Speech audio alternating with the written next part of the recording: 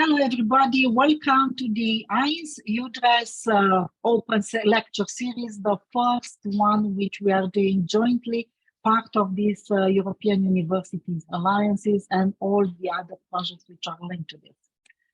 It's my pleasure to welcome you. I'm Diana Andone. I'm coming from the Polytechnical University of Timișoara. I'm the director of the e-learning center.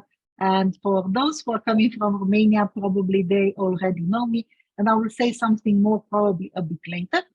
And we are having another guest today, which is coming from the other partner in this European Universities Alliance and in the E.I.N.S project. Emma, please. Yes, hello everybody. I'm Emma Kams. I am from Belgium, more specifically Flanders. I work at the UCLL, which is a university college in Flanders, which is also integrated in the KU Leuven Association, which is a larger collective of different institutions in Flanders. And I will present a little case study tonight about how we tackle micro-credentials in the region of Flanders. So I look forward to that and to meeting you all. Thank you very much, Emma. Thank you everybody who is participating. I will just remind the standard rules of these open lectures. You will be able to put questions also in the chat to everybody, but we really would like to say something about yourself or what your experience is, especially when we are going to ask about that. But what we really and kindly ask you to do is to put questions in the Q&A section, which you have available down below our windows. If you're using the web interface, if not up in the right corner, if you're using the mobile interface. So please ask any questions to us, and we will have at least 2 or 3 sessions where we will be able to answer some questions. As this is one of the open lectures, part of the series, you will be able to attend all of them. You will have several activities and questions which we are going to ask, and also a quiz at the end. And based on that, you will receive a certificate, an open badge, which will validate this. If you will collect all 8 of them, that will mean that you already have achieved the first level on E.I.N.S micro certification, and we are going to issue you with another certificate. So please stay tuned and please join us in the following open lecture series. So I will go into the presentation, if you will allow me, and I will start presenting the first bit about the project and also how this is happening. Just give me a second to be sure that everything is seen correctly. If it's yes, then I can continue. So something about what we are doing and what I'm going to present today. All of this open lecture series is part of the E.I.N.S Entrepreneurship and Innovation Network for Smart and Sustainable European Region, on short E.I.N.S, which is funded by the European Institute of Innovation and Technologies, part of the raw materials structure, which is an innovation capacity building project of the European Union.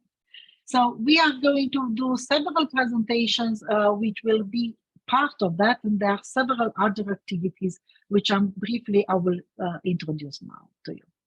EIT, which is the European Innovation Training Institute, is leading the European initiatives to empower the innovators and the entrepreneurs to develop world-class solutions to challenges and creating growth and scale jobs in our societies. As you see, there are several projects, several calls, and several ideas which are running, and we are really encouraging you to follow the European Institute of Innovation and Technology webpage, where you can find more information about that. E.I.N.S, as we are saying, is part of the E.U.D.R.ES, European Universities Alliance, which is jointly done by several of the partners. The partners and the consortium in the E.I.N.S, the leading is Fachhochschule from Frankfurt in Austria, the Polytechnical Institute of Setúbal from Portugal, the Hungarian University of Agriculture and Life Sciences from Hungary, the University College from Leuven-Limburg from Belgium, us, Polytechnical University of Timișoara, PGME, University of Applied Sciences from Latvia, and the big association, which is University Industry Innovation Network. And what we are planning more or less to do, we are trying to strengthen the innovation capacity on our region, and we will do that with the support of the entrepreneurs, which are trying to create a more inclusive society in terms of knowledge and access to knowledge. And this open lecture is part of this big goal and big target which we have. Also to enhance the entrepreneurial education and to enable the learner-driven innovation. There are several other activities, and we are going to have also several workshops and mentoring for companies and for entrepreneurial students or for small and medium enterprises. And we really want to link the smart specialization with open innovation and to connect our regional ecosystem. This is why we are now presenting to an international audience coming from all the regions which are part in this E.I.N.S and E.U.DRES project. We also try to provide extensive expertise and resources. So again, that this open lecture series is part of that. As I said, there are going to be 8 open lectures, which are all going to be online, accessible, free, and they are going to be provided by the project experts. The main idea of these open lectures and topics will vary, coming from education, training, to even circular economy and media and creative industries, but they will plan more or less to enhance the entrepreneurial and innovation education and to identify the challenges and opportunities for joint activities between our regions. As I already mentioned, we are going to take questions and answers during our presentations. We are going to have some activities and your reflection in Menti. We will have a final quiz, so please stay with us for at least 1 hour, so you are going to be able to answer the quiz. And those which are going to fulfill the quiz, which is going to be name-based, so with the names with whom you register in the Zoom meeting. This Zoom is not broadcasted on any other social media, just here in Zoom. So only for those which are part of this, we are going to issue the E.I.N.S open lecture open badges. So you can find all the information quite soon on the eudres.eu E.I.N.S and also in the E.U.DRES Facebook, but also in our project partner and ourselves as Polytechnical University of Timișoara social media channels. Something about us, we are a technical university in the western corridor of Romania, established in 1920. So we already had celebrated our centennial. We are a very large university with more than 16,000 students and around 85 different specializations, mainly in the engineering field or in the science field. The center which I'm representing is the e-learning center, which was established in 1998. And since then, we have carried on extensive promotion to online learning, to mobile learning, open education, and more recently to digital education. And part of that is also our activity into this all of this European Union project. Something about myself and the team. I put this slide now at the beginning, just to briefly introduce myself, as we are moderating it by ourselves. I've been working in digital education more or less my entire academic life for more than 20 years. I'm active in the E.I.N.S Association and also in the European Universities Association at European level and at international global level in the Association of IEEE. And here you can see the team, which I'm very proud of and which is carrying out quite a lot of the activities which you are going to see later on. Something about our university and how we came up with these ideas also on how to integrate micro-credentials, certificates, and how to use those for the benefit of the digital education, for our students' benefit, but also for the community which is around us. Back about 15, 16 years ago, we started with the digitization. So we've been focusing on the core values of digitization, which is technical support, platform infrastructure, but also content development, developing educational resources and building up the skills of our professors, about university, and also the community around us. And we start calling those, and we were relying quite a lot on those as early adopters. Later, we started doing the digitalization. This digitalization is clearly linked with the digital education system and to ecosystem and what we are doing and how we are running all the activities around that. And we encourage quite a lot of co-creation. This co-creation will be done with our students and with all of our support stakeholders from around our university. Then we are moving to digital transformation, where we consider that we already took some steps on, as we've been trying to change the academic culture, and we were trying to lead the learning transformation in our university and in our region. And we will be based to do that through our digital leader. So why micro-credentials? Why we consider micro-credential an important actor and an important part of what we can do to really change the education and the training sector. And we've been trying and done some small steps in the last 6-7 years. So I will focus something in my presentation between formal and informal micro-credentials as we split them. And the main reason why we are doing this is based on an evaluation which was done in 2019 by Holon IQ, which is an evaluation which is mainly looking at the United States and Canada, so the North American market, where they've been estimating almost to 10 billion the expenditure on micro and alternative credentials by companies and by everybody else.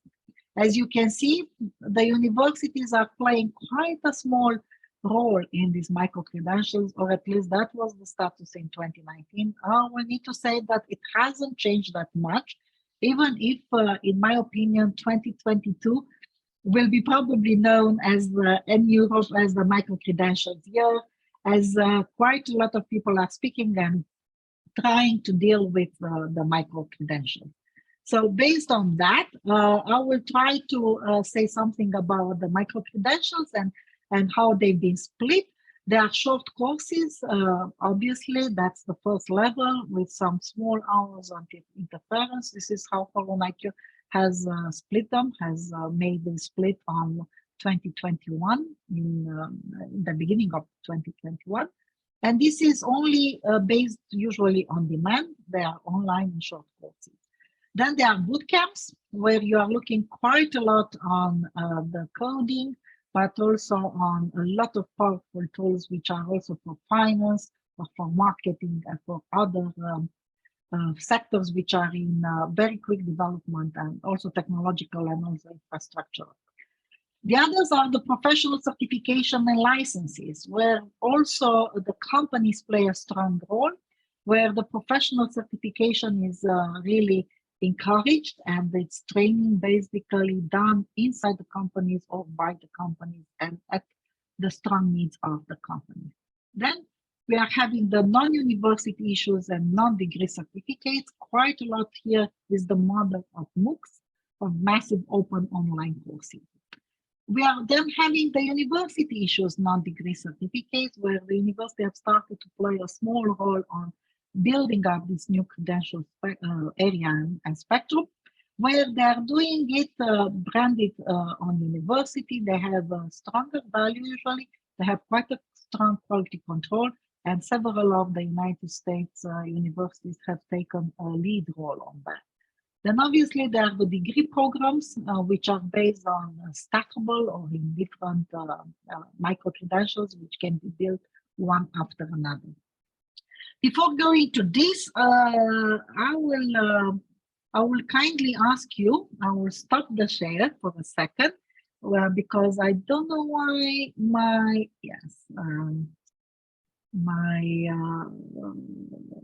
here was supposed to be. I had the first activity for you, and I will share again this. Give me a second, apologies for this. So I will also kindly ask my colleagues to put this link in chat. This is the first activity for which I will give you about 30 seconds to do. If you need to go to Menti, enter the code 89893404, especially if you're on a mobile phone, or if you can click directly on the link which is displayed there, or scan the QR code which is now on the screen, you will be able to see directly the first question. I will need to stop the share to be able to check that you can answer. Unfortunately, for not being able to show to you the questions, not necessarily to show you the questions, but to be able to give you time to answer. I will just repeat again the question. I don't know if I managed to say it. Do you know or use micro-credentials in your professional life? And you can answer, yes, I know. Yes, I use. No, I do not know, or I do not use.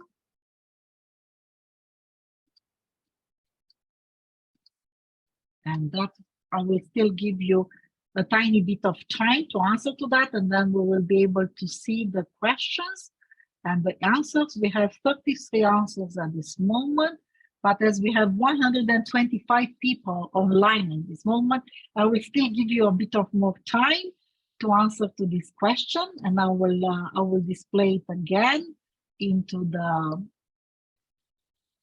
questionnaire, so into the presentation. So to be able to answer to this. In case you haven't been able to catch up the presentation, the link. So this is the link which I will kindly ask you to answer.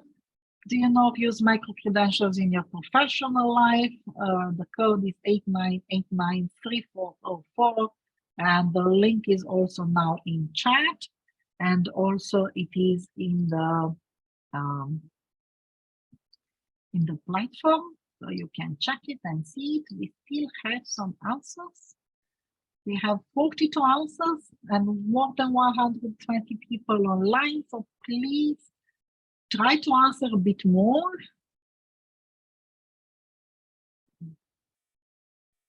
Okay, I will just share the results then, to be able to see what's your answers. And Emma, you're also welcome to comment on those if you want.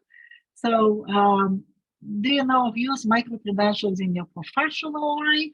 At this moment, the leading answer is no, I do not know or use. Only 5 say yes, I use, and 18 of us, if I can say that, us, saying yes, I know, and I've been aware of that. We still are missing a lot of questions. We need to repeat again that all of those which are part of the Zoom webinar, they will need to take part of the activities. This is an open lecture series. If you will still need to have or want to have the open badge at the end. Obviously, you can watch, you can listen, you can still learn a lot, but the open badge is going to be issued mainly for those who are doing the activities. Emma, if you want to comment something on this. Yes, actually, at the moment at our university college, we come to the same conclusion that a lot of our students or employees still do not know or use micro-credentials or follow them. So it's interesting to see the same results here. Yes, which we are putting now here. Yes, indeed. Good. So I will say the same, more or less, also in our university.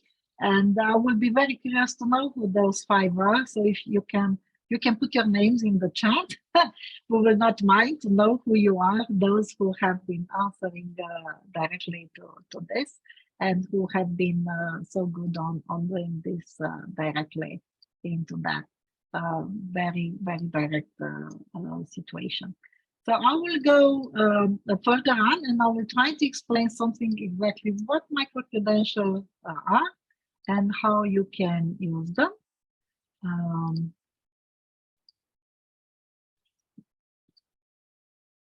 Share the correct screen. Okay, so moving forward, what are the micro-credentials? As I said, our lesson learned from informal and informal learner, and obviously something about the policies and the structure, especially at European level. So in Europe, micro-credentials have been started to be researched and worked for and trying to be taken into consideration more or less around the year 2010, 2012. So it's about 10 years since a group of experts, let's take it like that, which is a very fancy word to say that, have taken the decision that micro-credentials can really be a very strong opportunity, will create very strong opportunities in the learning and in the education and in the training, especially with the regard of lifelong learning. So they were always seen for the student and the learner for your entire life. That's the possibility. In 2020, European Commission has taken a strong approach to the micro-credentials. They become part of different policies and structures and part of different projects and programs.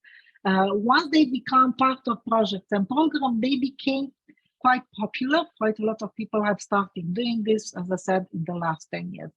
But in 2020, European Union have put up on the website this European approach to micro-credentials and what it is and where do they see them.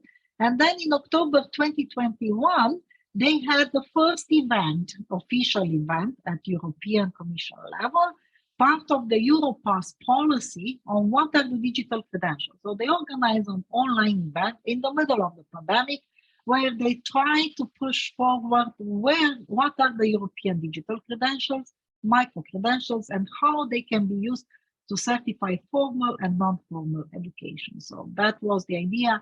The recording of this launch webinar is still available. Several stakeholders and actors which have been introducing the micro-credentials have taken part of it. The big breakthrough built on the research, on the structure, and on a lot of information which the European Commission has gathered from everywhere came this year. So in June 2022, the Council of the European Union has adopted a recommendation on the European approach to micro-credentials for lifelong learning and employability. I need to say this was the big breakthrough because any recommendation or decision which is taken by the Council of European Union needs to be taken quite seriously and apply as law or as in a certain implementation way in the following 2 years by all the member states. So this has creating the potential for real development, for becoming even more legal or even more trusted by the national sector, by obviously in the education, in the training, but also by the companies. They put there a definition, which I will need to say is very, very generous, and it's also very comprehensive on what micro-credentials are. And they see here as a record of any learning outcome. So this gives a big field of thinking and on planning what and how can be the micro-credential. I will also need to say that what I consider quite important, what are the very important part of the micro-credentials and what separate them from the standard training courses, because quite a lot of people said, okay, this is just another fancy word of describing standard training education. I don't believe so, and you will see why quite soon. But I strongly believe that they encompass in this definition exactly that difference between what we have been doing as training probably in the last, I don't know, 400 years or something like that, because training and apprenticeship was here since Middle East. So we still need to believe that this added value is something different. And what it is here is that they need to be personal. They have specific knowledge, skills, and competencies, which is quite standard by any training project. They are owned by the learner, are shared, and are portable. These are quite important facts on the digital credentials and on the micro credentials. And then they also put along the thing that they can be standalone or combined. So they built up the idea of the stackability, which is one of the key factors of the micro credentials. Obviously, they took quite seriously also, and they raised a warning bell on the quality assurance for micro credentials. So these are the features which describe micro-credential. So obviously the name, who is the provider of the micro-credentials, the learning setting, how it's happening, in what sort of format, where, and who is providing it, obviously. Then if it's part of formal, non-formal, and informal learning, all of them are quite well defined in the document. And quite a lot of that information was taken into the national legislation where this already has happened. As far as I know, there are 8 to 11 countries in European Union which have moved quite a lot of this recommendation into national legislation, so they can take part just after several months since the recommendation has been made public. And then obviously they look quite a lot at the assessment. What is new? It's the last 2 bits, because everything what is before that is a standard accreditation or standard requirements for any training program for at least probably the last 50 years. And this is what creates the differences for the micro-credentials by any other training program, is the portability.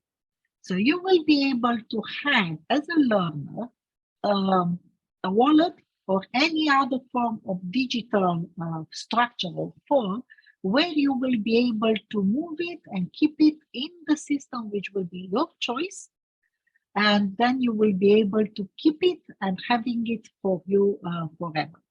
Obviously, you will be able to have that, show that, exchange that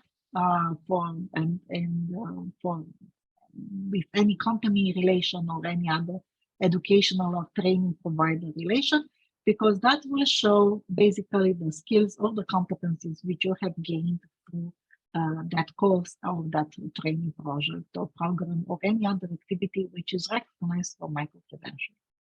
The second major bit is the stackability. So the thing, when the micro-credential really becomes a micro-credential, when you are really able to create several of them, to take part in several of them, so you will be able to have several micro-credentials and they will all be enhanced one by each other. And at the end, you will be able to have either a certificate or a degree or any other sort of formal recognition, which will be validated by this stackable, by this one by one microcredit which you are going to take. And they will be built logically one after each other. The standard elements which are describing a micro-credentials have these following mandatory elements, which are identification of the learner, the title of the micro-credentials, the country or the region of the issuer, the awarding body, the date of issuing, the learning outcome. All out of up here, again, standard training information or elements of any certificate, information bit, any diploma, anything which is issued in either education or training sector. The workload is also mentioned here. It needs to be either on ECT or in the accumulation system, so whenever that is possible. If not, it can be only number of hours of activity. The level of the cycle of the education and where that learning experience is really taking place. And this will always be somehow related with the European qualification framework, with the European competencies framework, with the European standard competencies. So with anything which is somehow validated and integrated at least at European level, if not at international level. It will be carrying on also the type of the assessment. So what is the type of the assessment which is needed and how? The form of the participation in the learning activity and the type of the quality assurance which will be underpinning the micro-credentials. This last bit, the form of participation and the quality assurance, are not necessarily new for training projects, but they are new for digital credentials because quite a lot of the digital credentials until now have not been looking that profoundly on the validation and the quality assurance of the resources. Based on the technical thing, because obviously the micro-credentials are supported by a digital interface, because they are digital credentials mainly, not printable credentials. They can usually be also printed in a different format, but they are a digital validation of your skills and competencies and the learning what you have taken is based on the ADCI data model, which comes from the World Wide Web Consortium Verifiable Credential Data Model, which is an EBREC standard. This is quite not so much neat, but the EDM, which is at the basic of the European digital model, which is at the basic of the micro-credentials, is a standard now, and this allows for portability and integration in more or less any digital interface. If either it is a wallet, either is a social media operator, or any other learning management system.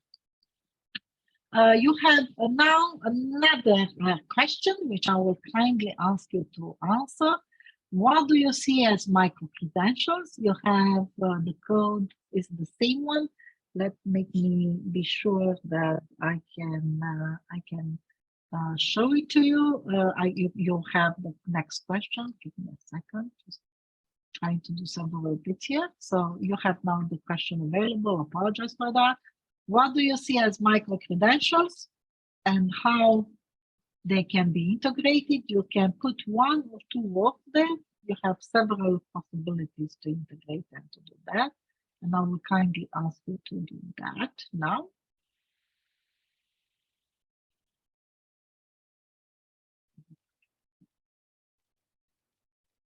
Please confirm that you can do that. Yes, we already have some answers. This is very, very good. In any language, if English is too complicated, we can handle Romanian, Belgium, Italian, German, among us.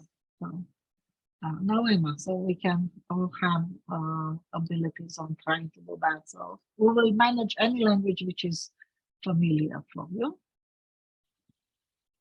And then I will also try to answer to the question which is now in Q&A. So again, the chat, please. In the chat, you have again the link.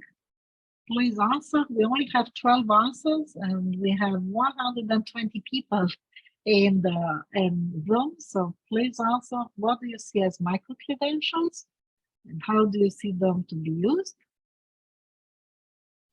In one or two words. We are still open for that, please. I will stop the share to be able to show you the results. So I will kindly ask you, if you can, to answer as many of you possible to that.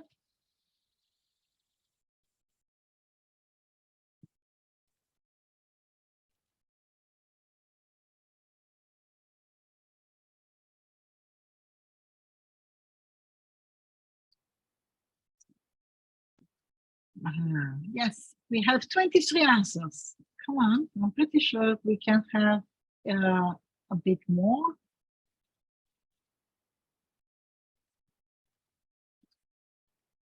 So please answer to more questions and more.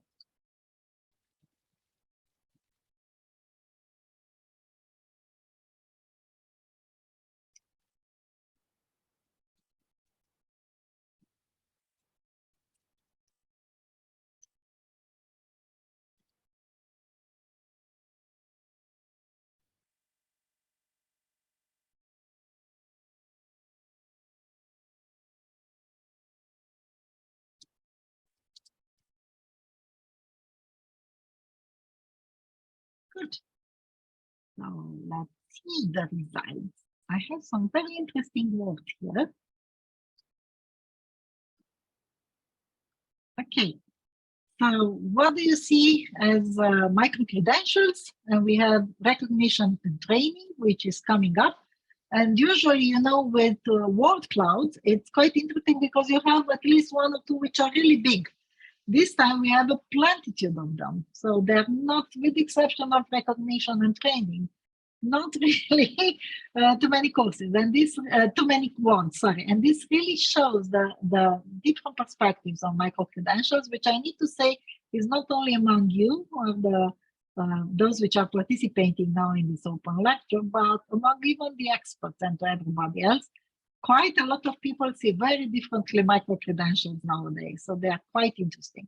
I quite like the bit that is a proof of the learning, and that which comes in different variations here, that are modules, is recognized, is recognition, and that it's a proof of something which you have learned. It's just certifying, is a learning certificate, which I strongly believe is one of the core issues of micro-credentials, that they are a proof of learning. Emma, if you want to comment on those results, or not? I have nothing to add, Diana. Thank you very much. Very diverse answers indeed. Yes, yes, very diverse. And I like that they are very, let's make it like that. I see some Romanians here, like giving you an opportunity and having you something to share, which is, I think, really encompass the main ideas on what micro-credentials are. Thank you very much. I will take the first question, which is coming from Otilia Radu here, is that can these micro-credentials be transformed into credits for pre-university education? I believe yes, especially nowadays in Romania, because I guess it's referring to the Romanian market. The micro-credentials can now be transferred because the legislation have been approved quite recently. The new law of education, which you all know, probably if you're coming from Romania, is in a big debate nowadays, has putting quite a lot of the micro-credentials at the core, and they create a structure for the micro-credentials really to be awarded at all levels of the education and carrying on, especially this lifelong learning training model. And there are another questions from Camelia Chuklia, which is the micro-credentials are recognized in progress to be taken into consideration worldwide or only in Europe so far. I need to say Europe is somehow behind this model, if I can say that. Worldwide, especially in North America and in the United States, I think micro-credentials in a much more broader sense that probably we are seeing them now in Europe have really taken flight. They are quite used because the American education market and training market is more flexible, more in demand, and also having a higher financial input, if I can say. Emma, if you want to add something to the last question. No, I do not really know much about the situation of micro-credentials beyond Europe. I do know that in the United Kingdom, it is also a more used term and way of providing education than it is at the moment here in Europe. So there it's way more popular and it exists already a few years longer than here. Indeed, indeed, indeed. Yes, because any education system which is really flexible and based on personalization, as I said, which are the core values of the micro-credentials, really can adapt much more quicker. So now I will move very quickly and very fast on some of the ideas what we have done and how micro-credentials can be used and what they are. And this is also looking at the informal first bit. So here quite a lot, especially those coming from the Romania, are aware of the workshops which our university has started doing back in 2012. So for 10 years, we've been running workshops for digital competencies and digital skills with different names and different interfaces. One day full workshop, hybrid from the beginning. I need to say, I think only the first year was not hybrid, was only in situ, in class, with hundreds of participants coming in location in Timișoara and even more online. And then obviously quite a lot of these results have been published. So we were issuing the first open badge for the participants and the active participation, in fact, to this workshop, which was a full-day workshop with international and national experts providing information. We've been using the E.I.N Association and IEEE Romania section validation for this, which validated the structure, the procedure on how we are taking and issuing the open badges, and the open badges were issued from the beginning, with badges. And probably quite a lot of you have them. All of these workshops have been recorded. After that, the recording, so the video of those workshops of each presentation, which were usually between 10 to 20 minutes presentation, with the PowerPoint, with a document which describes even more in depth about that information which was provided by the expert, and an activity or a quiz related to that, were integrated in Unicampus. Unicampus, which is the Romanian massive open online courses platform, developed, sustained, and promoted by the Polytechnic University of Timișoara, but where now several universities have either courses or other short training projects. At the end, if the participant will enroll into this course in Unicampus, will receive a certificate, which will be the first validation of this course as a micro certificate, which will carry on also the evaluation, the assessment, the length of the studies in the infrastructure and their name. And we will see this a tiny bit later. Then, when the pandemic hit us, the COVID-19 started, we took somehow the role of trying to support the Romanian community with the E.I.N.S Online or Together Online webinars, which happened every week for more than a year. In fact, they finished in July 2021 with 30 editions with more than 10,000 participants.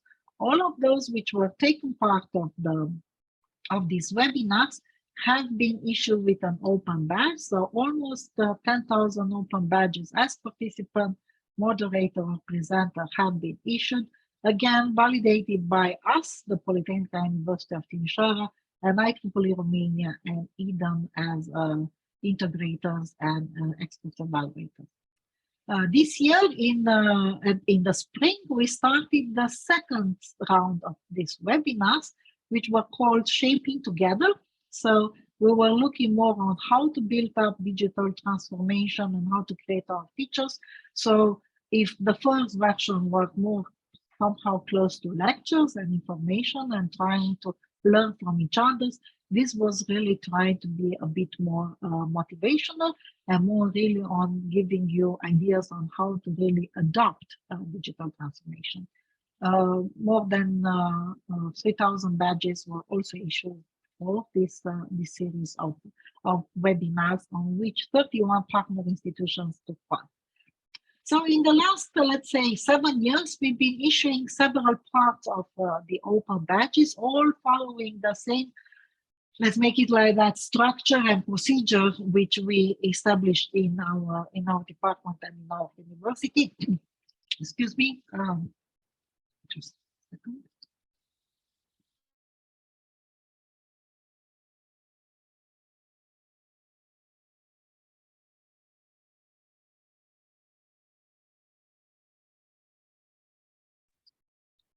I deeply apologize for that. So all of them, sorry. Oh gosh, I apologize. Okay. All of them will have followed the same procedure which we had established and enhanced and made better and learned from all the projects and our experiences, which were taking part as informal learning. There were a validation of informal learning for different let's make it webinars, short training courses, activities, which were for development, personal development of our participants or learners.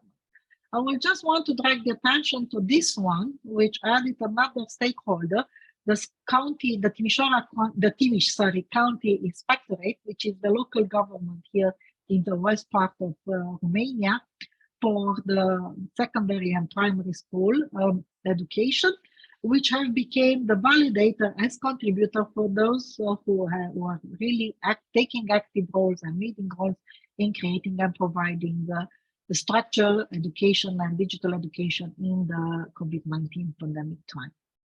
Then we've been looking at the short courses and how formal and short courses can be built up to really create the micro-credentials. And here we took again, somehow the model, and we learned from the models of the MOOCs, which was established first time back in 2017, 2018 by edX, Coursera, and FutureLearn. Here is, for example, a screen capture from a FutureLearn micro-credential back about 3-4 years ago, which were building up micro-masters, micro-specialization, micro-credentials based on the series of short courses, which were all online, all massive open online courses, but which were being able to be taken by the same learning at their own pace, at their own rhythm, but one after each other. So to create that stackability, at the end, they will all be able to have this validation, which will be usually taken in part with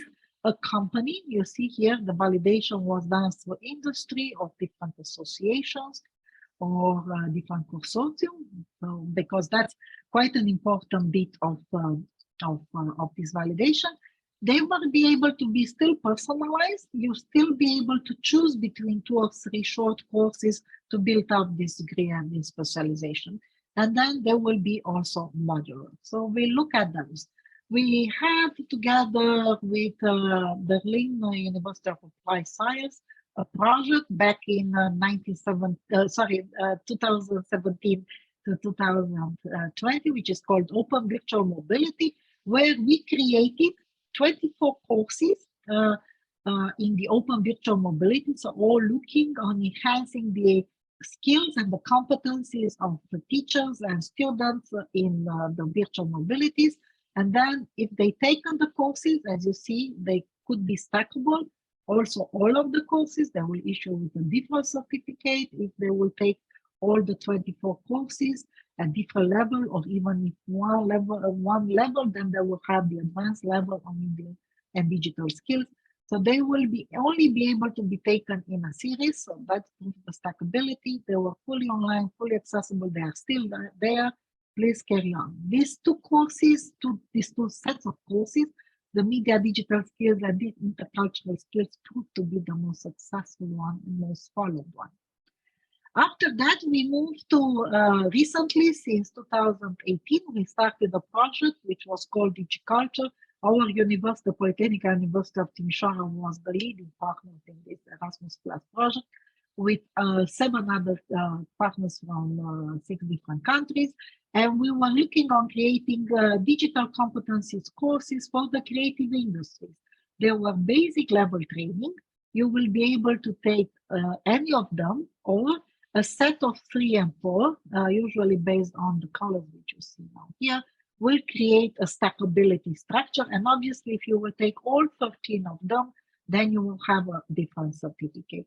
They were all integrated in our Unique Campus platform, and they're all in 6 different languages. So you can learn in English, in Romanian, in German, in Italian, in Danish, in Irish even, and in Lithuanian. So we kindly ask you to be able to, they are still available. Please follow them up. Please integrate and learn based on them and get the post badges, and then which looks like that for each of them. And if you are following several of them in a certain order, then you will be able to get a different certificate, which I will show you quite soon. So what we can learn from these micro-credentials in MOOCs, that not all the MOOCs are micro-credentials, that they need to have a serious evaluation and assessment methodology and procedure to really be able to be called micro-credentials. They need to allow for the stackability. So only when you reach a certain number of them, they really can be transformed in micro-credentials in this more formal learning. They need to have a sort of validation, which is usually through external validators and a certain level of the quality control. So only then we can call them in micro-credentials. Something about the technical development of these digital micro-credentials, and I will follow up with the models of the DigiCulture badges and how they are.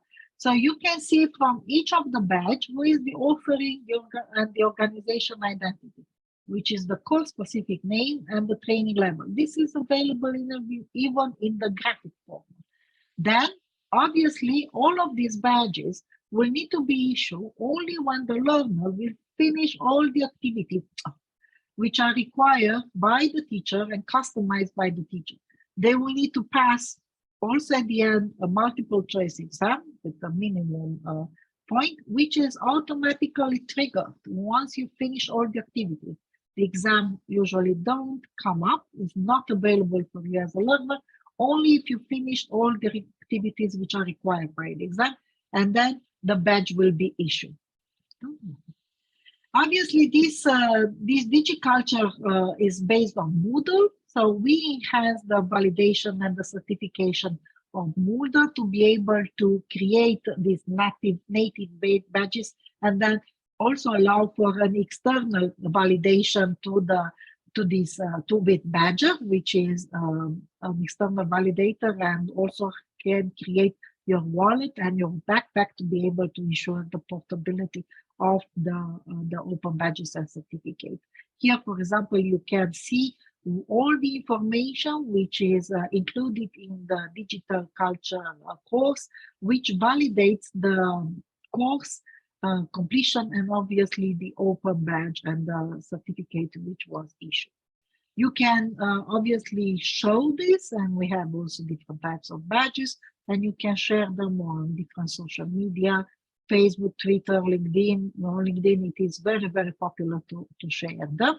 And obviously, if you, as I said, follow several of them, so you created the validity of stackability, so you follow several courses, you will have a certificate for completion, and that certificate will be issued with the certificate manager, part of the Moodle workplace. Here you will be able to see, for example, how many information and how many activities you need to pass to be able to get the certificate. So all of that information is stored, saved, and available for quality assurance and validation. And here, for example, is another integration on how you can import your backpack in any learning management system. In this case, also Moodle, but a different Moodle, quite a different structure, where you can have several of your badges integrated and showed in your own platform, where you can prove to your employee and also to your colleagues and students what you have learned and what are your competencies and skills. Some very brief things about what we learned from a comparison between the European digital credentials and Moodle certificate and badges. They are quite compatible. We have enhanced some of them. We improved some of them in the last year, but some of them are still missing as clear information from the standard Moodle certificate, and these were needed to be developed and integrated. Very quickly, something about a more formal integration of micro-credentials at diploma level, so at higher education university level.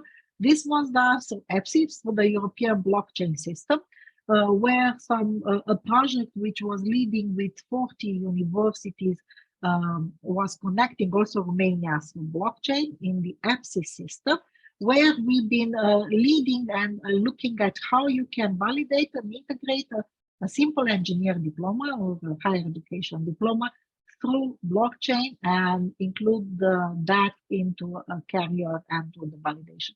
So obviously, why blockchain technology is very important for higher education diploma?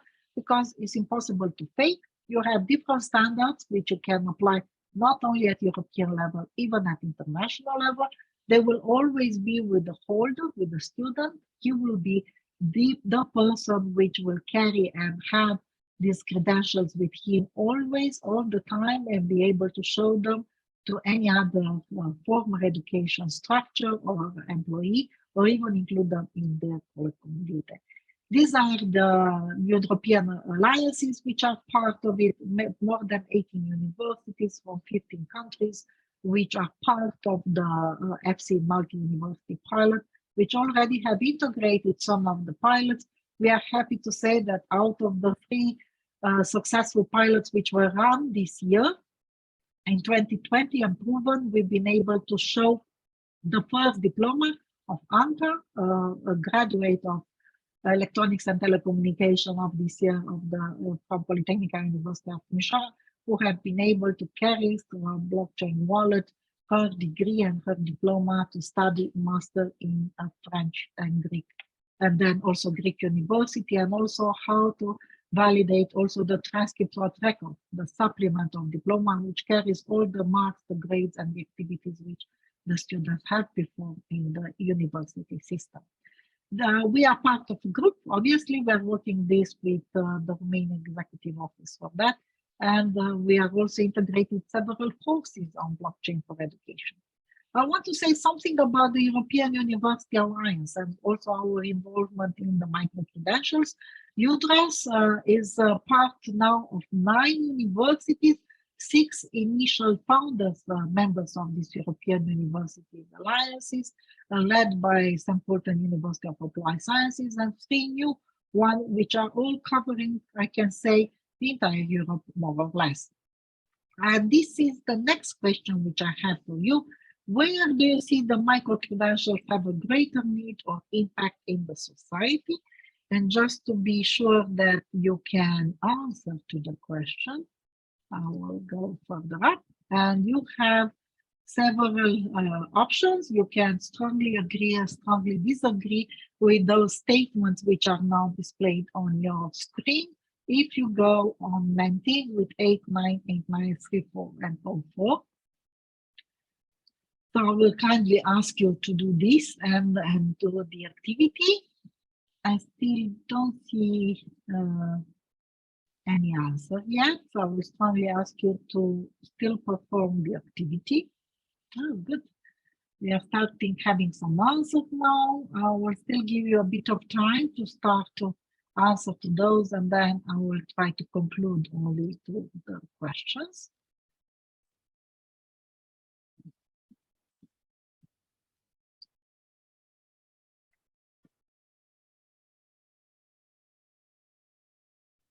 And we have also some questions which I will take after we finish the presentation. Thank you very much for asking the questions. Those are very, very good and very important questions. So I will kindly ask you to try to answer the questions. Where do you see the micro-credentials have or will have a greater need or impact? Maybe the English is not better performed. I try to cover all the 7, in fact, statements which we displayed on the screen. So you can strongly disagree or strongly agree or somewhere in the middle with any of those questions in terms of need or impact. Some of them will be always impact or where is a strong need of the micro-credential implementation. And I would kindly ask the participants to answer to these questions. In Menti, we already have 17 answers. I will really appreciate a tiny bit more answers if it's possible.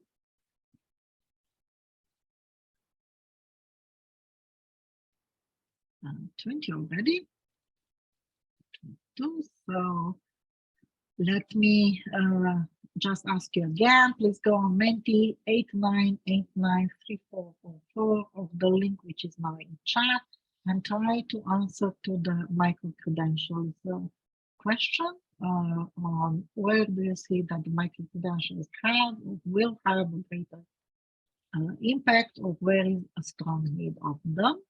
And let's see some answers then, because we already have gathered several answers, so let's see them. So we have some questions. We have the question and the answers now. So we can see now that it's quite a lot of need for companies, for students who will want a diverse CV or portfolio. In higher education is seen as a strong impact. And then I put this at the end just for the fun of learning. I strongly believe that open badges and credentials will really be able to give you a bit of fun and encourage you to motivate you to learn something more, skills which you not necessarily will need, but you just feel the need of want to do it. So I really hope that to see that in the future, and that it's seen quite strongly for the companies, for the students, and again in higher education, and less in primary and secondary education, or for the upskilling, or for the unemployed. Emma, if you want to comment any of those answers, you are free to do so. Yeah, I'm a bit surprised that it's still so high for primary and secondary education and micro-credentials.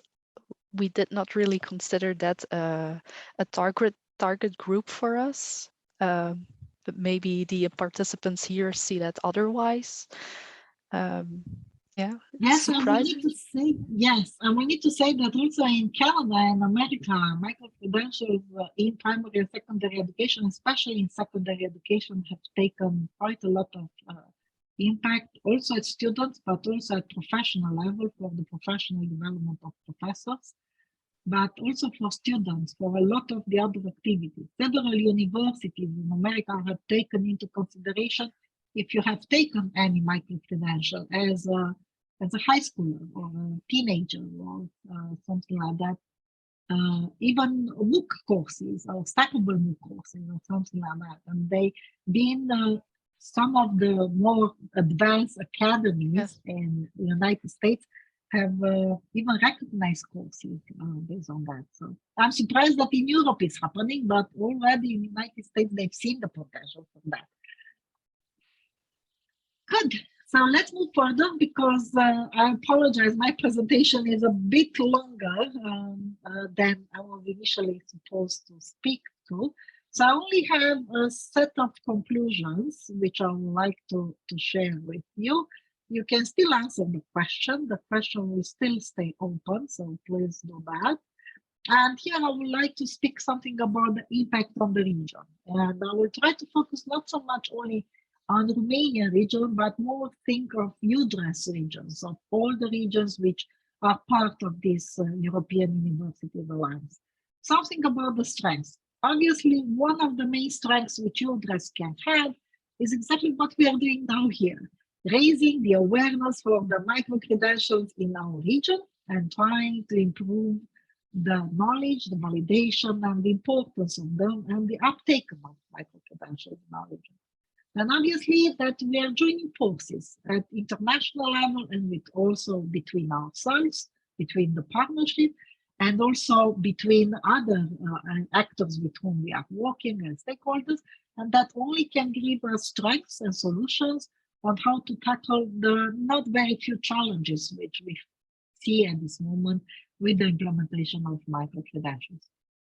The biggest strength I see that they are going to be able to give us the power to create more impact, more diverse, personalized, short-term, and stackable education and training, which will have a direct impact on the companies and the communities, because they will have this European or international validation. We will be able to have more experts or access to a larger database of experts and more impact than can be created. And obviously, the learners can come from different regions because this can be taken on the blended format or an online format, and will really be able to create a bit of more impact. This can be done through two ways. The new joint short courses, which can be, as I said, with a mix of lecturer and student, or the micro-specialization, where different short courses which will be issued as micro-credentials will be able to be stackable. And that obviously recognized at least in our E.I.N.S partnership. The main difficulties which I foresee is obviously the interest from company, communities, and their vision for this international approach of micro-credential. Why do I want the E.I.N.S micro-credential? Why do I want to go to E.I.N.S and E.I.N.S to create take this course? Why don't go to my small company which is next door to me and take that micro-credential from there? What will make us unique? The costly personalization and also internationalization of these micro-credentials. Obviously, the threat to the existing training structures between ourselves as universities, but also among our stakeholders and partners from the industry. Obviously, the external validation, which will need to be taken into consideration quite strongly, by us as a partnership, and the integration with Europass and curriculum vitae and the CVs of all the learners and the wallet, which will be able to create this portability at least at European Union level. And this will not depend so much on us, but on external factors, usually coming from the European Commission, and recognition. What will make them more different than the others? So these are my ideas on how to do that and where we can be done. This is, again, my team, which I thank very much for supporting also this webinar, this open lectures, and all the activities in the E³UDRES and in the E.I.N.S project and future strategy of the European University Challenges. And then now I would like to answer to a few questions, and then together with Emma, and then we will follow up with Emma's presentation. And the first one is Malgorzata, who is coming from Fachhochschule University of St. Pölten, which is asking, how do we recognize real microaccreditation versus MOOCs? And could you please show an example of that or repeat this badge requirement? Yes, it's quite difficult. This is why I stress that one of the biggest challenges is the external validator and the quality assurance of the micro-credentials. For a standard learner or for the unknown learner, this is not easy to be done. This is the same with anything in the digital society and in the digital information like media or disinformation or anything like that. You need to be able to learn to know where to look and what to look for. This is why I said that E.I.N.S plays a strong role in the raising awareness and making available and creating the community which understands the need of the clear and structured validation. Then I have Monica, which is asking me in Romania. Luckily, I can answer, but I would prefer to answer in English if I can, Monica, is that they are comparable and standardized at the international level. She's asking for certain competencies, yes, especially at European level, the European digital competencies for school and educators in our case, because I know she's coming from the education sector, is really being able to create this and to validate them. And there are several courses which are really following the EU Decomp Edu, as we call it, of the digital competencies. And there are several of them which are only following different association validation, especially in the finance, accounting, for example, but also in the area of computer science. And then she's asking if we have a course or something like that, which is at advanced level in our university, which needs to show that the learner has taken it, and that if somebody who is gaining that certificate will be finalized or something like that at another technical university in Spain and Italy. This is what we are working now in EPSI, and I need to say that my colleagues, starting with Radu Vasiu, Carmen Holotescu, Victor Holotescu, and Andrei Ternauciuc, are doing a really great job on trying to implement the blockchain system in the university level and pilot this. So follow us. We tested, we piloted this summer. Hopefully soon we will be able to have it public. So it's my really great pleasure now to introduce Emma and to give the spot to Emma, who is going to share a different perspective from the Belgium Yes, side. indeed. So let me start the presentation. If anything is not clear because I cannot see the chat anymore, please turn on, fellow panelists, turn on your microphone and warn me that anything is wrong. So good evening, everybody, and welcome to my presentation, where I present a case study in how we tackle micro-credentials at the KU Leuven Association.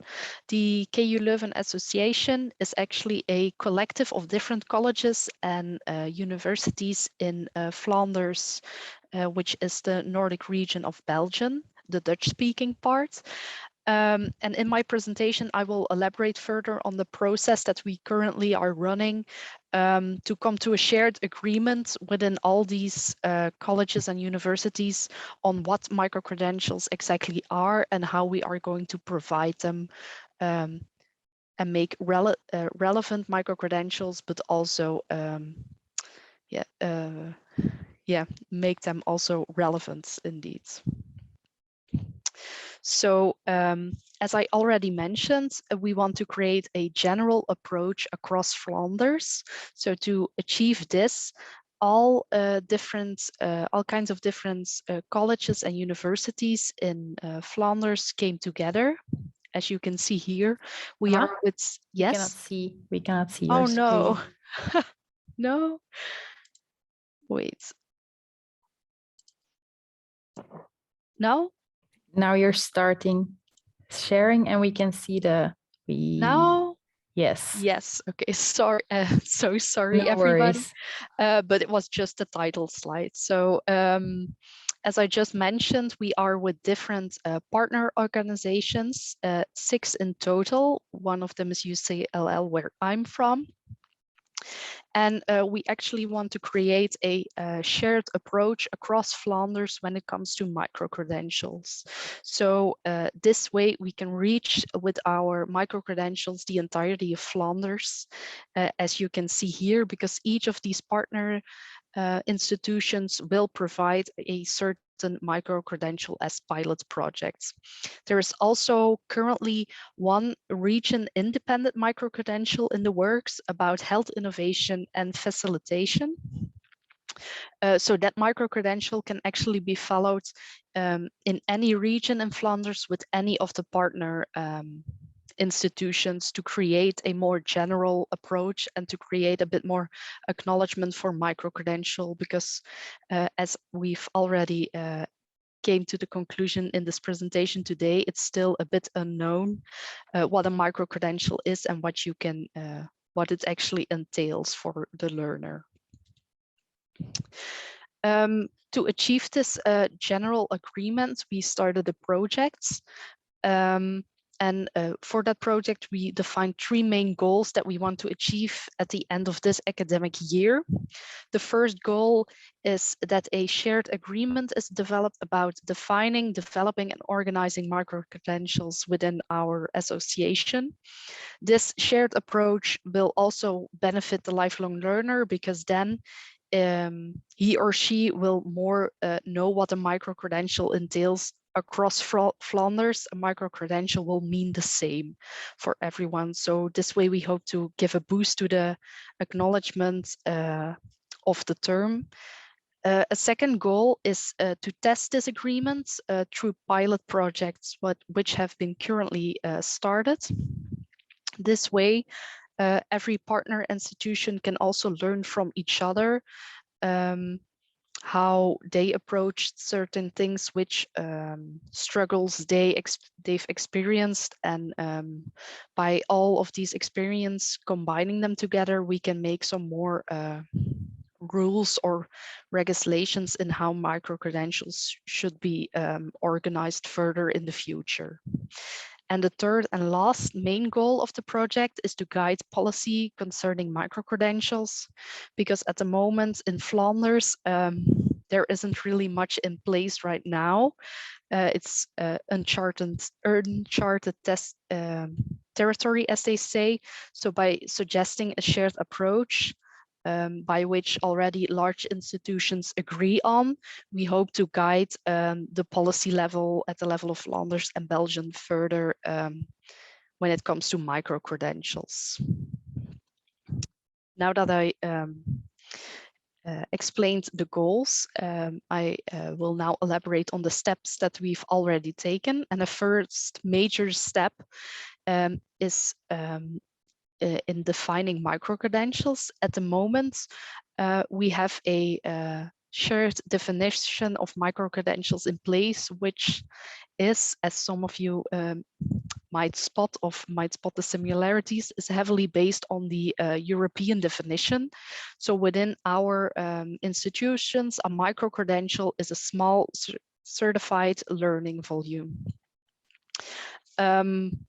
This means the definition is still very broad, so a lot of learning opportunities can fall under micro-credentials, but to not make it a really broad umbrella term, we made some specifications with the partner institutions to still get some a framework, a clear framework on what a micro-credential is and what is not, what's not a micro-credential.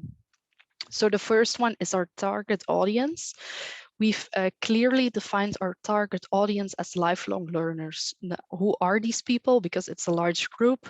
This can be, for example, employed people who would like to gain a little bit more knowledge or skills in the job that they are currently in,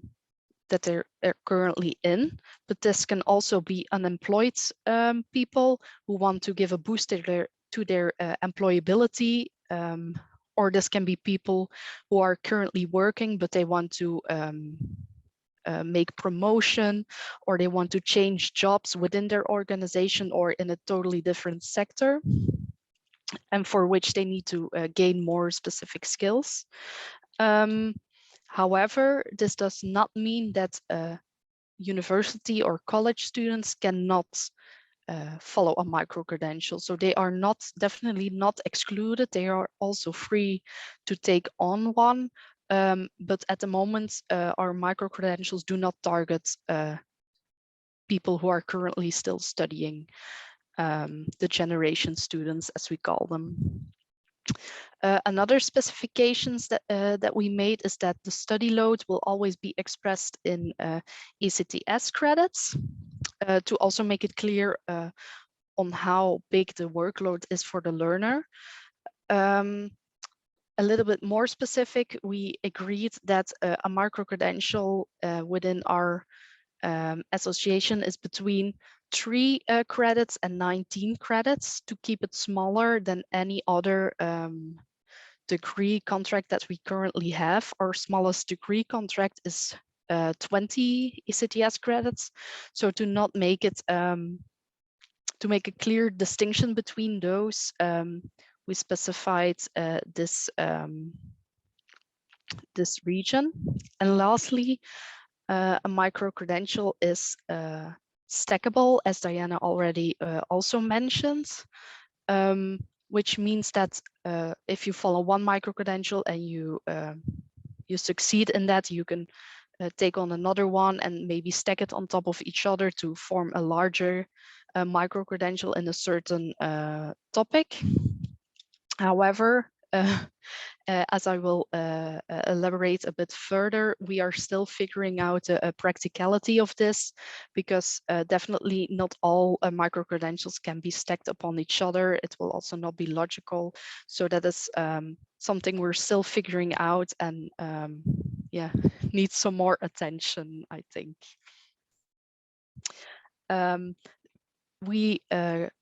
When we got our definition kind of clear, we also started to develop specific micro-credentials.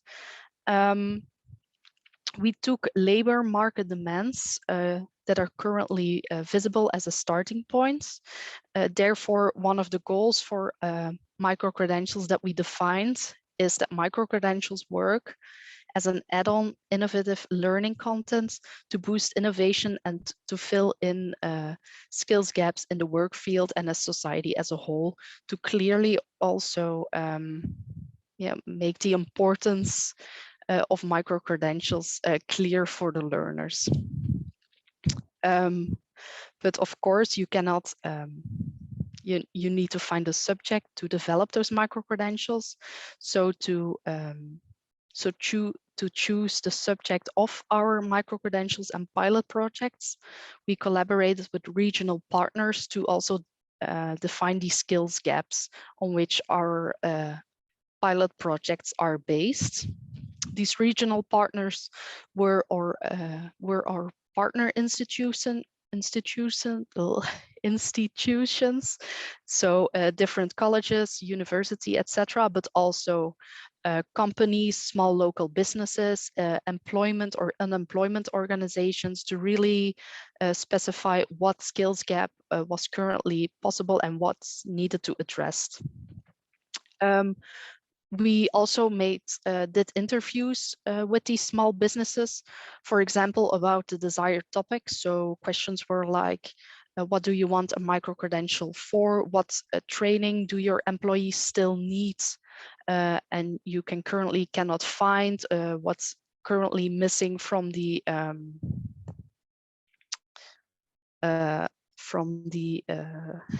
I do not know the English word for a moment, the provision that private providers are providing and you are still missing. What is the format you want? For example, do companies or employers really want only online micro-credentials, or do they want a mixed format where their employers I don't know, follow a workshop in real time on a certain campus and then do a learning path online and that it switches up? Or do they want to be fully online or fully face-to-face? So we got that clear too.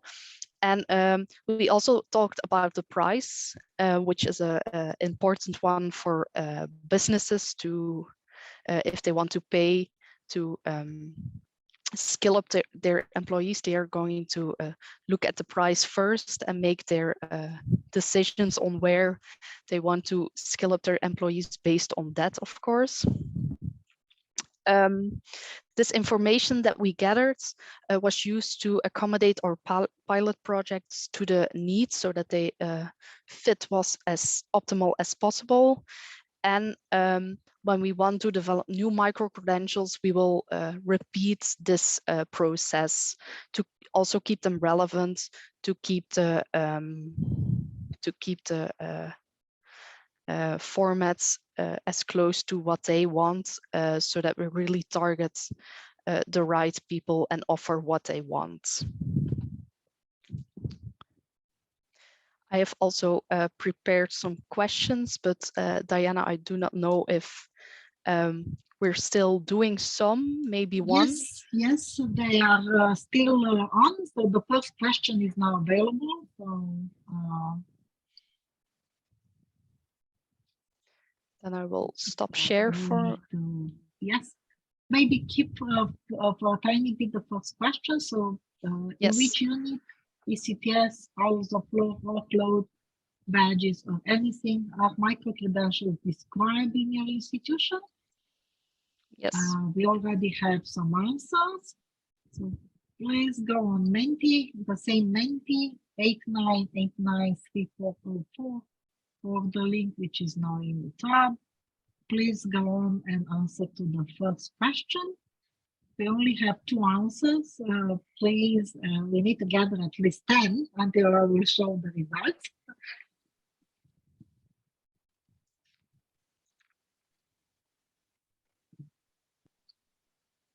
Okay. 2 more people, please. Yeah, so you can stop the share now, Emma. Yes. And we will be able to show the results, and then you can comment on those results.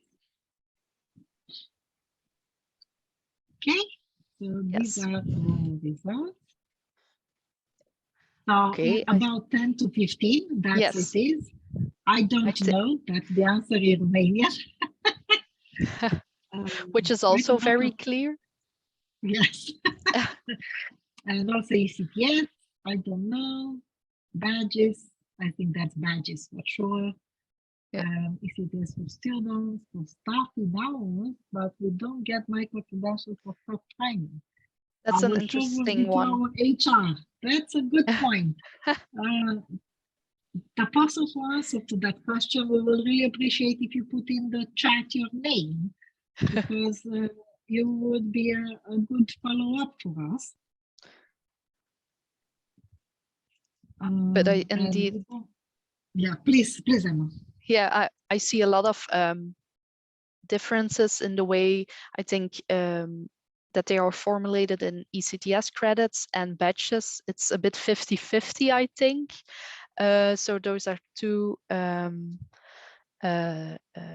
units that I think are existing parallel at the moment, and that we also see within Europe, other institutions, that they switch a lot between those 2.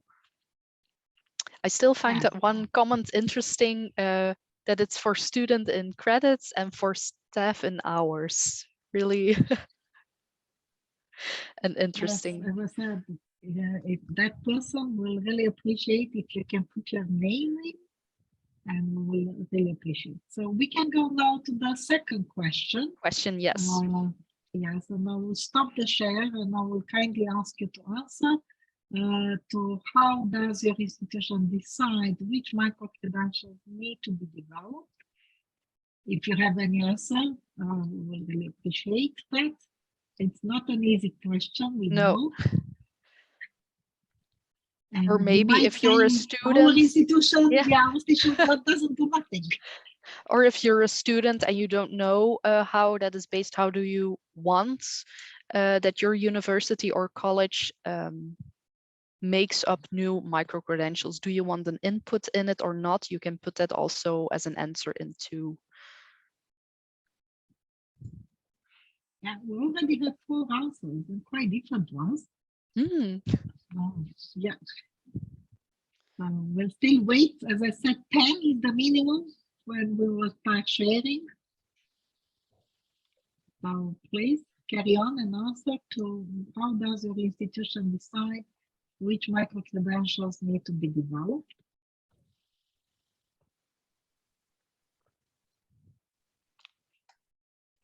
And one more answer to be able to show the results. We have more than 110 participants still in the Zoom webinar. Please take an active role, be really active learners and answer to this. We are still waiting for some more answers if it's possible.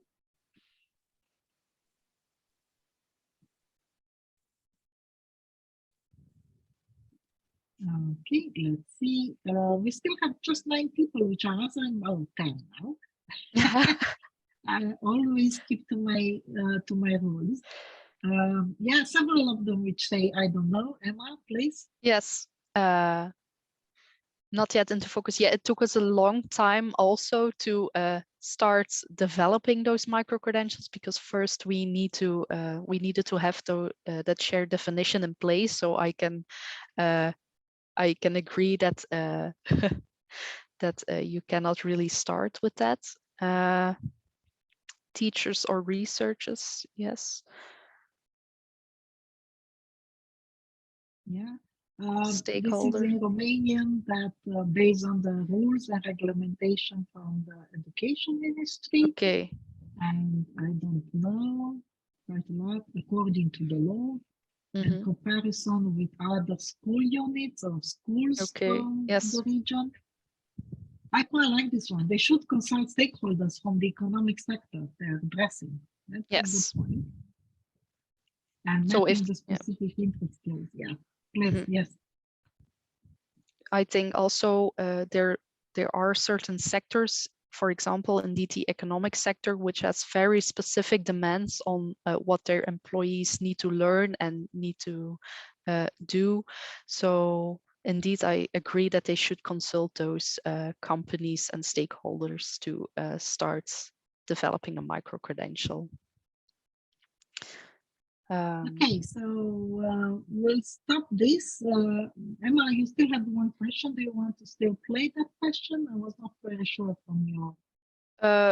No, I can add on. I can keep on doing my presentation if that's okay. Yes. And then we have some time maybe for a Q&A at the end. Yes, we still have some questions, and then we have the 2 questions as a test. Yes. Getting the open okay. So please stay on with us. Don't go. We have a very 2 simple questions as a test for you. Okay. And it's also, if that's a motivator, I just have 2 other slides prepared, so it should not take that much longer. So I think you can see my presentation back again. Yes. As I was, okay, thank you for the feedback. I was just saying that we contacted our external stakeholders and regional partners to develop our micro-credentials. And I thought it would be interesting to share some of our results with you. A main advantage that came forward in several interviews was that they saw it as a huge advantage that higher education was providing these micro-credentials at the moment, not private providers. Because first of all, they said it is relatively cheaper to let their employees follow a micro-credential at a college or university than at private providers, because those providers at the moment ask several thousands of euros per training per employee.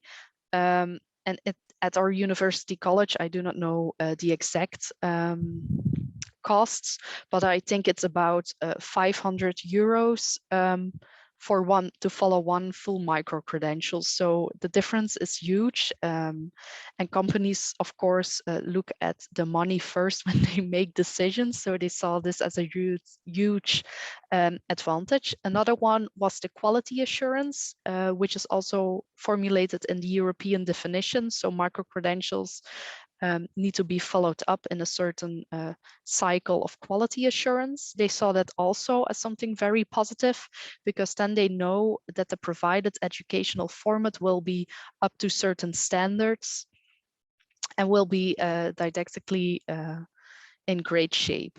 And lastly, they also find it really positive that micro-credentials were taught by qualified experts. Our lecturers at our university and our colleges are all very well trained. They know what they are talking about, and with private providers, that is not always the case.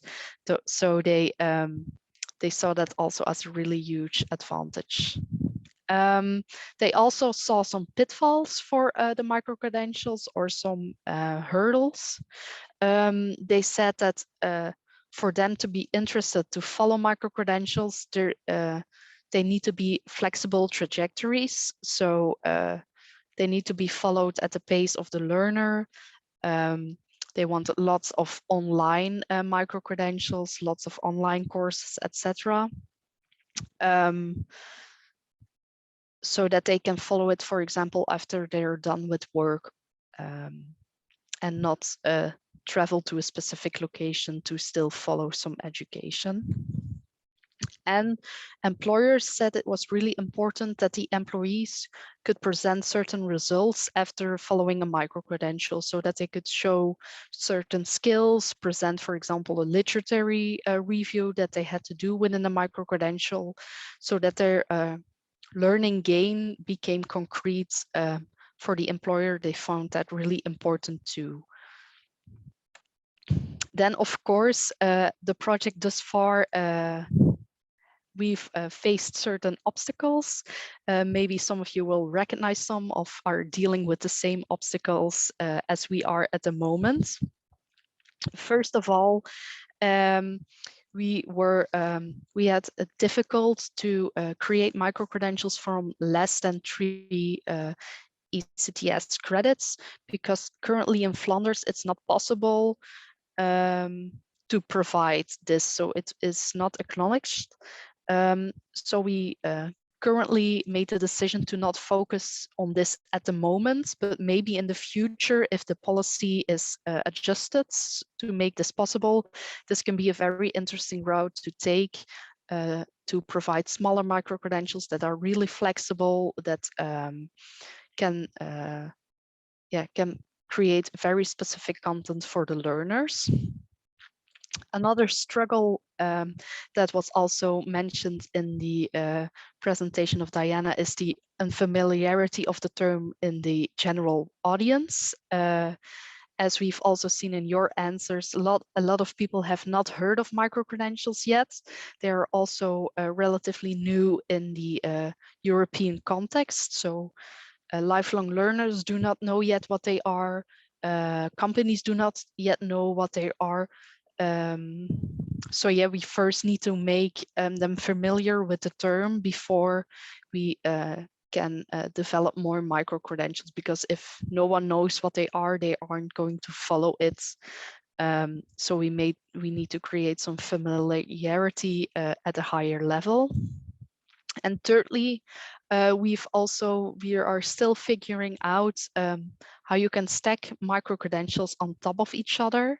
As I already said, some micro-credentials are relevant to connect together to form a larger part, but some of them are totally not connected and cannot be stacked on top of each other. And we also want to protect the learner, of course, because if you can stack on, for example, 50 micro-credentials to create one degree or something, a micro degree, I don't know, some of the terms are still used like that.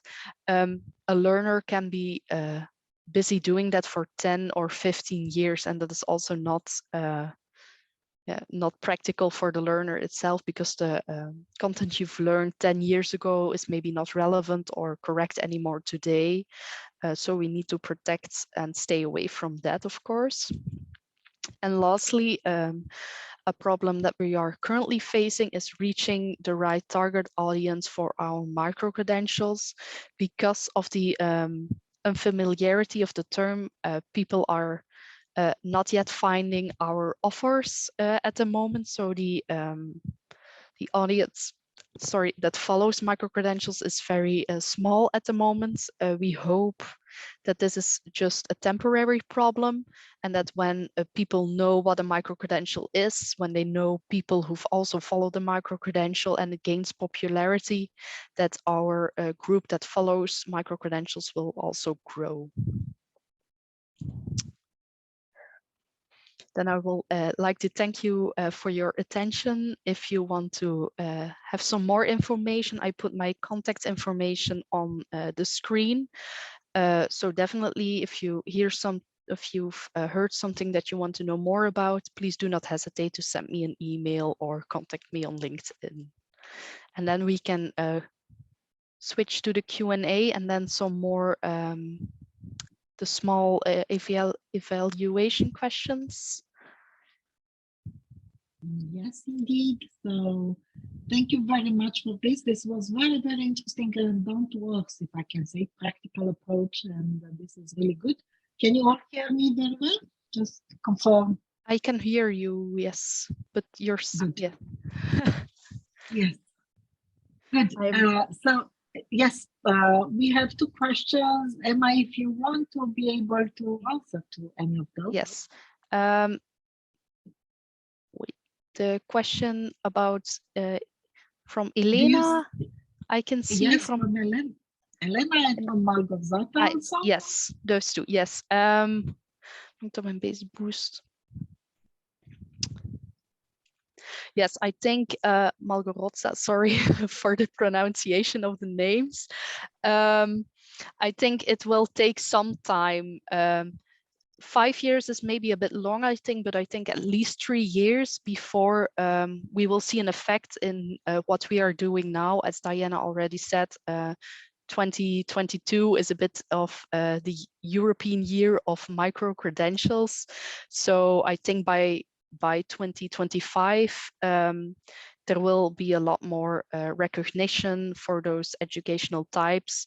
And I think there will be a lot of more people interested to follow online learning, and we will see that group grow. If that answers your question, or if Diana wants to add something.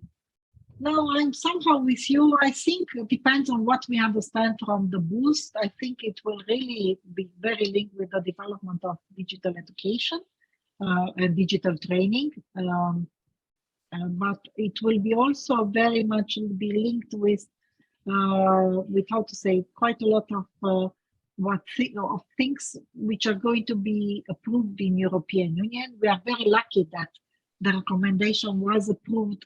I need to say quite well, quite comprehensive and quite good. Yes, which is not always the case. No. And I've seen that quite a lot of the countries have really taken on board and really keep it like it is, not change too much or adapt it too much, but it's really somehow in that situation. And I think that's quite good.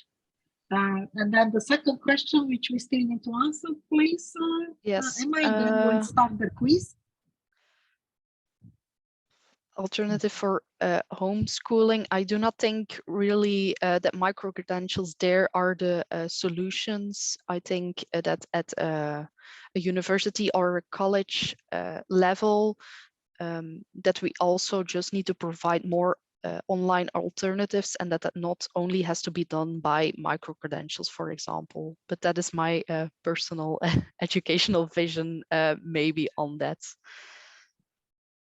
If I can add, I really can see a market there for the homeschooling. If we are thinking on the Australian model of homeschooling, where you will be able to, if you were living, I don't know, in the middle of the desert or something like that, where you will be able to really be homeschooled and then taken step by step different competencies and different validations. They don't call them micro-credentials.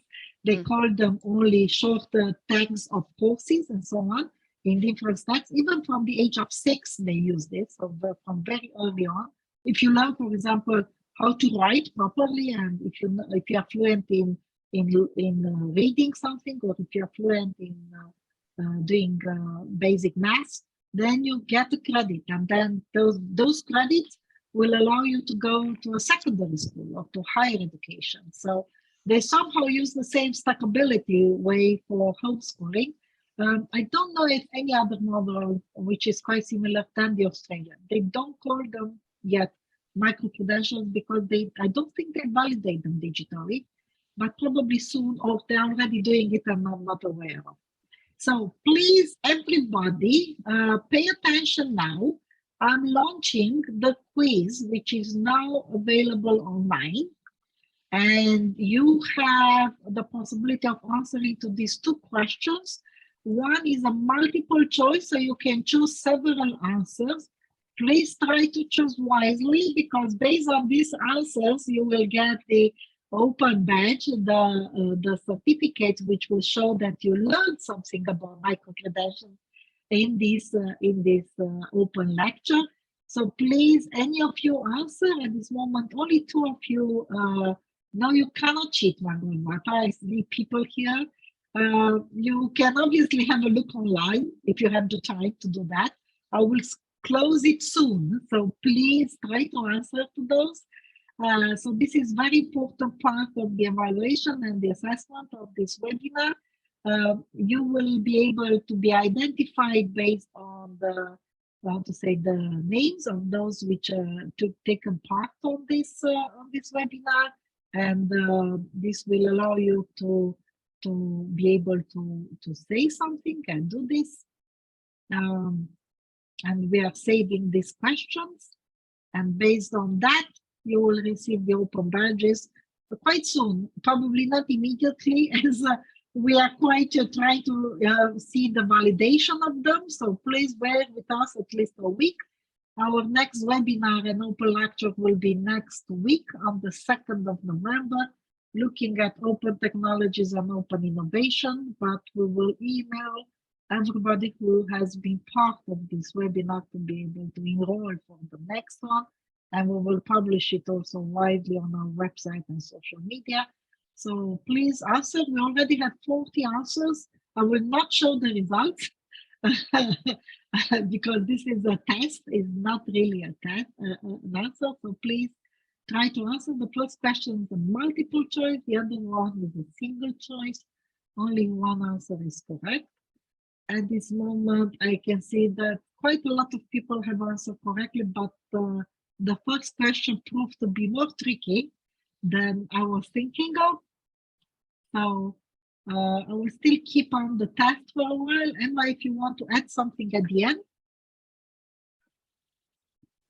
I want to thank everyone for being here tonight and come and listen to us. So thank you for your input and your questions. It was very much appreciated. Yes, I quite like the question and also the answers on Menti. I think we had a very interested audience, which is the best way on, celebrating our effort on putting it here together. So I'll still wait for more answers for another 1 minute. And then we are going to finish. this session and I will close the test. So if you still are interested on the how to say, if you're interested on the open badge and the certificate, you might have your first micro credentials for some of you, and you can stack them, all 8 of them. So, please, if you can do that, we are still looking forward for some answers. Anyway, thank you very, very much for coming. Thank you very much, Emma. This was an activity, as you can see, part of the E.I.N.S project and E.U.D.RES European Universities Alliances.